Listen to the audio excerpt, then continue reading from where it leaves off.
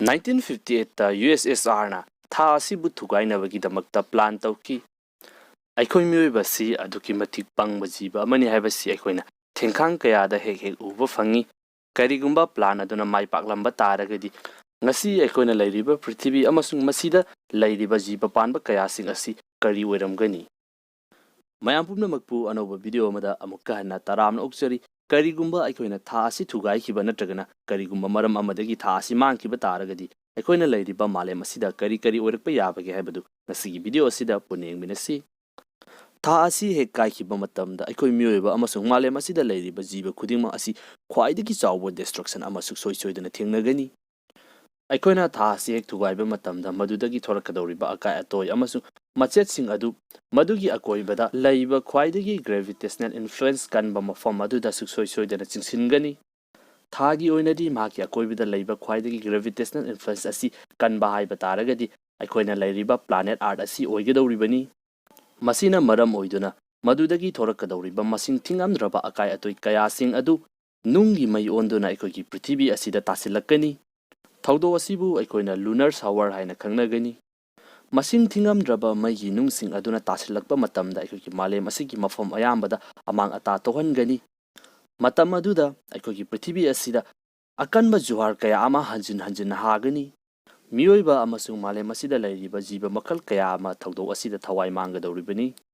masina suloidri maigi nungsing aduna aikhoigi prithvi asigi leimaida yeiba matamda thokliba explosion sing aduda fattaba amasung aikhoibu manghan tagadma ngamba poisonous oiba gas kaya ama sandorakadoribani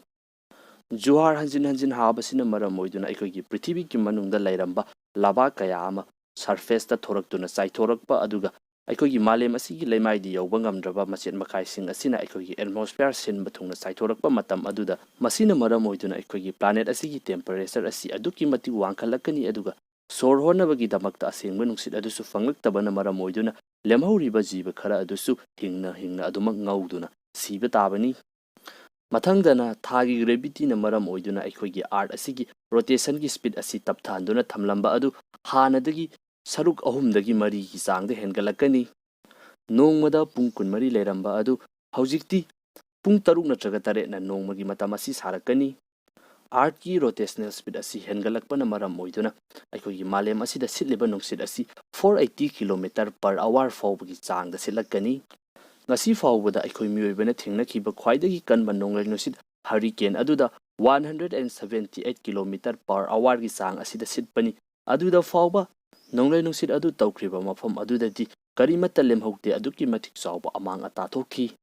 maram asina aikoi prithvi asida 480 km/h yangba nusit asi silakpa taragadi kari oigani haibado adom hena khangnaraba wafamni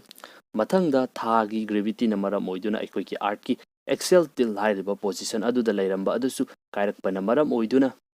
aikhoigi art asi gravitational influence wangba mafamsingda pangonda olakani aikhoina ngasi kalen tha ingtham tha nongju tha haina lairiba asi matam adudadi lairaklaroi khudakta oningba weather adu ngayang haki adumak olaklagani karamba matamda nong churakani karamba matamda nonglai nusit tawrakani haibasi aikoi mioibana haiba ngamlaroi maram aduna mai marong amata thaba yararoi